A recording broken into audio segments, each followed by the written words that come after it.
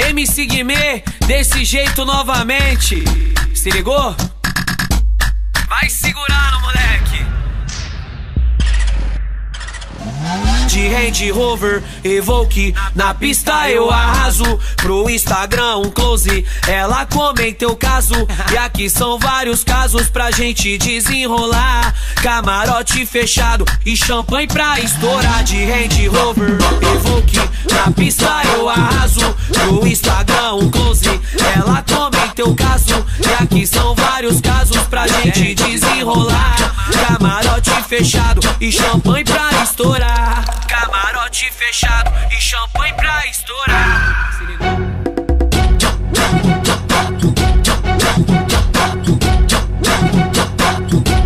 Mas vai passar, hein?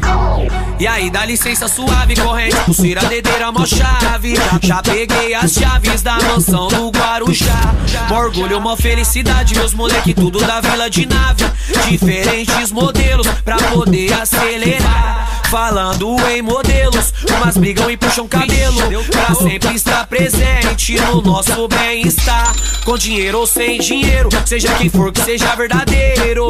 1, 2, 3, joga as duas mãos pro ar. De Range Rover, Evoque, na pista eu arraso. Pro Instagram um close, ela comenta o caso. E aqui são vários casos pra gente desenrolar. Camarote fechado e champanhe pra estourar.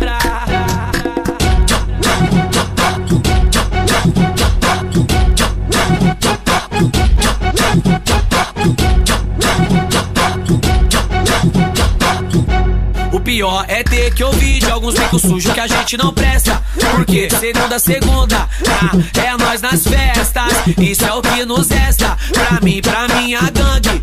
Ainda mais depois que eu lancei meu novo Mustang. Da cor vermelho sangue, pra chamar a atenção. De longe bem distante, enxerga a condição. Nos vê pique um cifrão de desenho animado. Sonho em ser o R pra poder estar do lado.